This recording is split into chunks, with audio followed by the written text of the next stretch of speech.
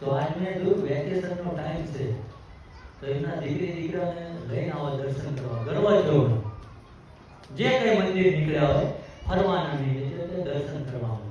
પણ એ પછીનો કદાચ તમને ટાઈમ મળી જાય અને ઘરમાં વળતું નમણું કરો, ખૂણામાં કદાચ તમારા ઘરના ડોશી ડોહા દેખાય ને તો એકાદ વાર એને દર્શન કરવા આવજો, બહુ મારો પાપા. કેમ કે એને કોઈ નહીં પૂછે, જે રાખે છે એનો વાંધો નથી, પણ જેટલા તમને તમારા દીકરી દીકરા વાલા છે ને એટલા એને કાલ કર્યા હતા. સમજાય? હે ના જોકો એ હોય અને કદાચ રિક્ષા ભાડે કરી લાવશો ને એ ડોસી ડોહાને જે કઈ ભાડું હું આપી દઈશ, તમારા ભાડું.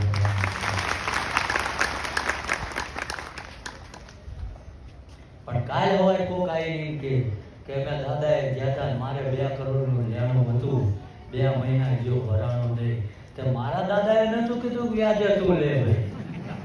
હા એની હાટે ધંધો કરવાનું ચાલુ કરી દે, ધોરાવાનું નહીં. પરમાત્મા એની મદદ કરે.